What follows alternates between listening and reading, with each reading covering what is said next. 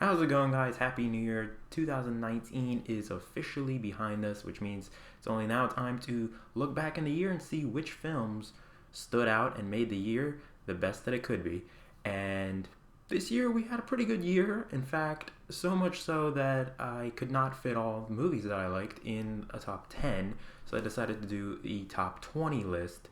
That way I'm not listing 15 films as honorable mentions. Let's get right ahead and get started with some honorable mentions that I have. So Booksmart, Peanut Butter Falcon, and Netflix's The King, as well as Crawl, were films that just missed the top 20.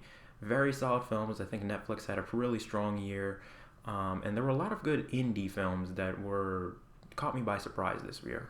My number 20 pick is Abominable, which is probably the best original animated film of the year. Now, I did see Missing Link, and while that film was funnier, Abominable had the stronger story, better visuals, and it was a little bit more touching. Though I will say that the characters are probably the weakest part of the entire film. Not the strongest year for animated films this year, especially original animated films, but this one was solid, and it's worth a watch. At number 19 is Shazam. This is not a film that I was anticipating and seeing at all. The trailers really didn't get me excited for it. It was kind of silly and looked over the top. But generally, this movie surprised me, and it was a lot better than I thought it was.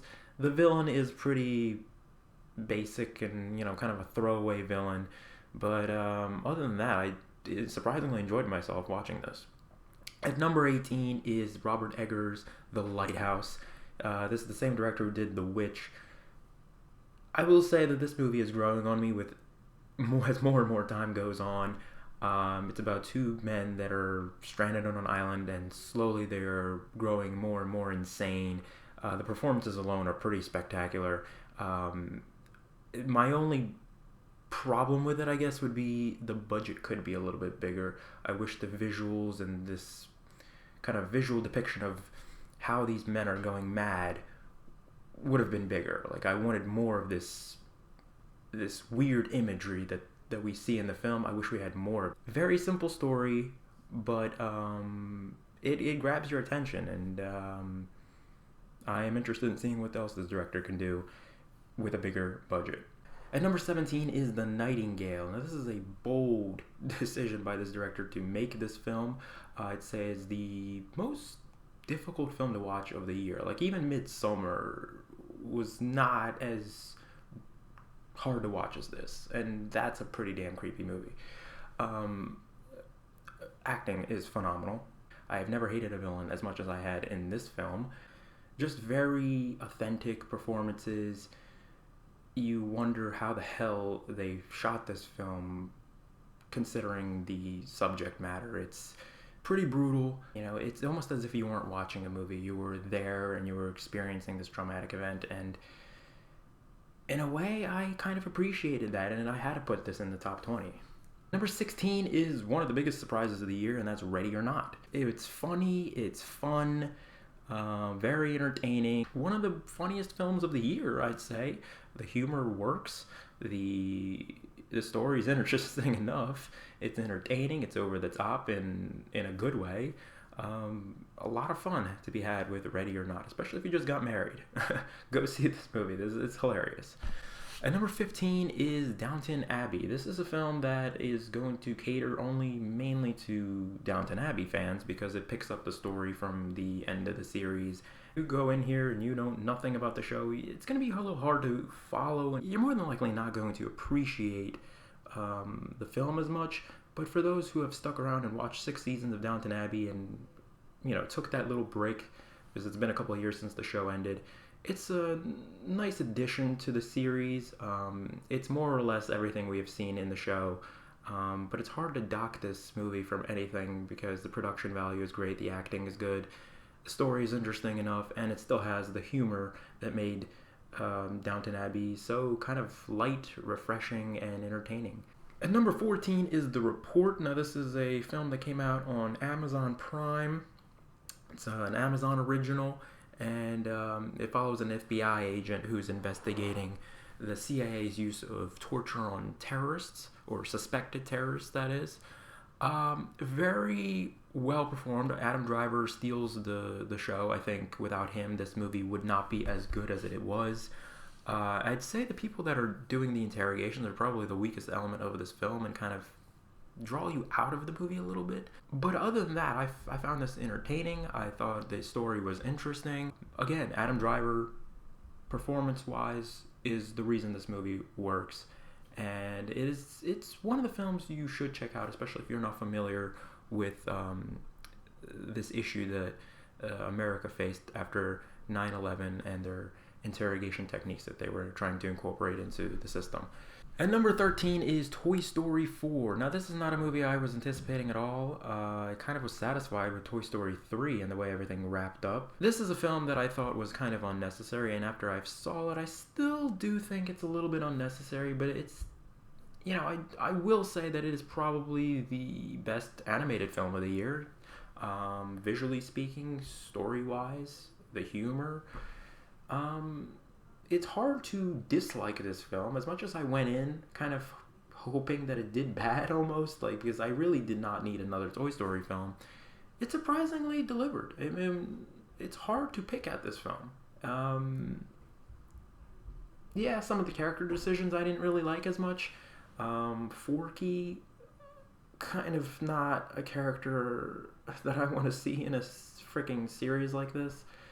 But at the end of the day, surprisingly, I can't believe I'm saying this was the strongest animated film of the year. At number 12 is Spider-Man Far From Home. I enjoyed this movie. I thought there was a lot of fun to be had with it. Jake Gyllenhaal, a surprisingly good villain. For a second, I thought it was going to be really kind of bad. I mean, the movie doesn't start off particularly well. And not as good as Spider-Man Homecoming, but still a solid effort. There's still a lot to enjoy in the film, and I thought it definitely deserves a spot in the top 20. At number 11 is Marriage Story. Now, I was thinking about whether to put this in the top 10. Very strong performances all around. Now, this follows Adam Driver and Scarlett Johansson as they're both getting a divorce and the complications that come with getting divorced. And I'd say this is probably one of the most unexpected films of the year. Netflix once again delivers a fantastic film. Adam Driver once again in this film, and he does probably his best performance of the year. Same goes with Scarlett Johansson. This is a movie that's supposed to be kind of dark and grim and following a chapter in people's lives that people really dread. This movie makes you feel happy, it makes you feel sad, and it makes you appreciate the things you do have in life. It was an unexpected film that I fairly enjoyed. Just could not make the top 10, unfortunately. At number 10 is Uncut Gems. Adam Sandler is pretty damn good in this film, and it's a shame that a lot of people are going to maybe skip this film because, you know, Adam Sandler's career, not the best in the last couple of years. I'd say some of his choices behind some of his films have not been the greatest, and you know, him deciding to star in a serious drama might just be the turning point in his career. I think he needs to do a little bit more of these types of roles because that's where he shines. And Uncut Gems was definitely a surprise of the year. I mean, no way in hell did I think this movie was going to crack the top 10. The trailers, to be honest, the trailers did not sell me on this film. But something behind this movie really draws you in. The score is phenomenal. I mean, it is intense. The story just keeps going. It keeps pushing. And something's always constantly happening. You don't get a chance to relax. It's this that really elevates the film. It's almost like an action film. And it's not really. Adam Sandler is definitely the highlight of this very intense, gripping film. And number 9 is Once Upon a Time in Hollywood. This is a movie that just stays with you. It's a movie that, in my opinion, isn't perfect, but somehow it feels like an event when you finish watching it. There's a lot of entertainment value in it. I'd say a good third of it is pure genius, hilarious. DiCaprio, I mean, I think he steals the show. It's hilarious in a lot of scenes, like on the ranch. No one is making these types of films. It's almost like a love letter to old-time Hollywood. He's going back in time and showing us what life was back in 1969 from the perspectives of different people, whether it's stuntmen, actors, famous celebrities of that time period. And it's good to step into that world, you know? You believe every minute of it that you are in 1969. The production value is incredible. This is not a movie about characters. This is a movie that is following just one event. And I can appreciate it. And there's a lot in this film that I see that, you know, Tarantino is a fan of this time period. He grew up in this time, and it's an important time period. And he wanted to capture that and give it to us. And I think he did a phenomenal job with it. Could have been better, but I could not put this in the top 10 because this is a film. This is not, nobody's making these types of movies. Outside of Scorsese, no one is making these types of films anymore. And number 8 is a film that people wrote off before they even went to see it. I myself did not really care for this film. The trailers really made me kind of cringe a bit. I mean, the title alone is not helping this film out, and the fact that it's a satire film about Hitler, I don't... That's not something everyone wants to see. And I'd say the marketing was not good for this film. You know, you think you're going to be looking at Hitler the entire film and they're going to be making jokes about it. Wrong. I'd say the first 30 minutes is where this film is at its most comedic, and as it goes on, the film gets more and more dark and serious. And, you know, you have to realize that this is a film it's following these German kids that are being lied to and told that Hitler is this great leader, and this is their perception of who Hitler is. They kind of idolize this leader, and you know, everything we see with Taika Waititi's performance as Hitler, this is all in their head, you know. This isn't a movie that's trying to offend anybody, quite the opposite. And as the film goes on, we see the progression of these kids, and particularly the main lead, and how his view of Hitler kind of changes. And the movie gets a little bit dark. I wish it actually went a little bit further and made it a little bit even more darker. This is a film that surprised me. The title of this film sounds ridiculous. The trailers aren't that great, but when you sit down and you watch it, it's a pretty damn good movie.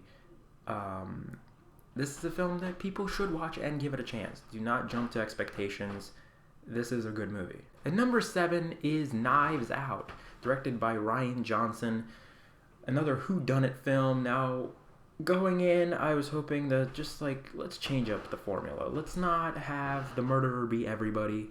I'm tired of it at this point. Let's give us something new. And finally, we do have a fresh new take on this whodunit genre, constantly throwing twists and turns, leaving you guessing throughout the entire film. I'd say about halfway through the film, we are revealed who the murderer is, which is a very kind of unconventional take on, you know, trying to solve this mystery. And then we're just following all these other characters that are trying to figure out the murder as well. And it's almost reminded me kind of Dial M for Murder a little bit. And I like that. I definitely like this. This was something different. Star-studded cast. It's funny. Daniel Craig. I mean, I don't know what to say. He's a French detective who has a very thick Southern accent. It is so over the top, but it is absolutely hilarious, and I enjoy just watching that alone. In addition to everything that transpires on screen, it is a lot of fun to watch this film. Very surprised, and as much as I don't like Last Jedi, I will give a hand to Rian Johnson for making this film, and he should stick to doing small screen kind of stuff like this. And number 6 is Dolomite Is My Name, a movie that is available on Netflix. This is going to be another movie that's going to... that people might not want to see. You know, it's a biopic about a pimp, or at least people are going to think that's what it's about. And it's a little bit more than that. It's more about a fictionalized character, which is a pimp, created by Eddie Murphy's character. And it is almost similar to The Disaster Artist, and it's about people coming together and making their dreams come true, becoming a star. And it follows Eddie Murphy's character, Rudy, who is trying to break out and, not just be famous for his records, but also to be a movie star. And he is now getting together with a bunch of people to try and make this movie, Dolomite, with almost no budget, no experience. This was a very entertaining film that just kept getting better and better with each act. It just kept elevating. So be sure to check this film out. It is available on Netflix, and it is a movie that, again, is going to be overlooked. And that is a shame because the performances are good. It's probably one of the most funniest films of the year. It's hard not to like this film. Give it a shot, and I promise you it will not disappoint.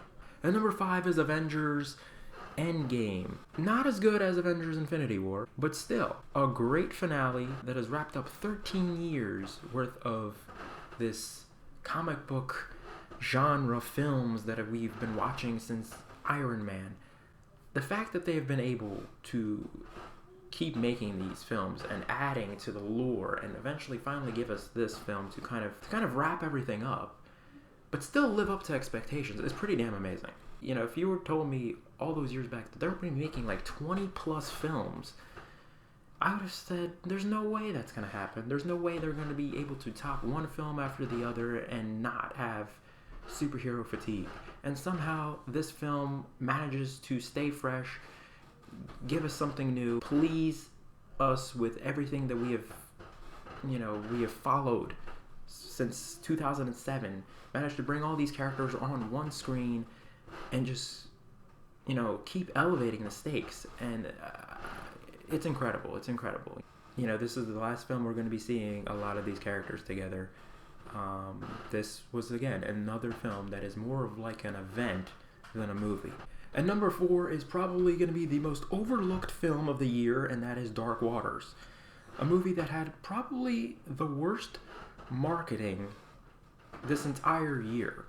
A film that I didn't even know that was coming out, and then when it was coming out, it had so many discrepancies in terms of when the film was going to be released. One minute it said it was going to be coming out in November, then it was coming out in December. I didn't even know when this movie was going to be available in theaters for a good period of time. And that's a shame, because this is a film that everyone needs to watch. It's probably one of the best biopics of the year. Mark Ruffalo, great performance. It is good to see him outside of his superhero role as Hulk. The guy has some great acting chops, and it is really great to see him playing this lawyer in this film, trying to tackle corporate corruption. Incredible film. This movie hooks you from the beginning, and it just doesn't stop. It is a shockingly true story. Surprisingly, it hasn't been told until now, and it's pretty amazing that something like this has not been told, that people have not been aware. Everyone needs to go check this film out. It's one of the best biopics of the year. Mark Ruffalo, amazing performance. And we even have some of the people in real life who have suffered from the events of DuPont's chemicals starring in this film as well. Very emotional, powerful film.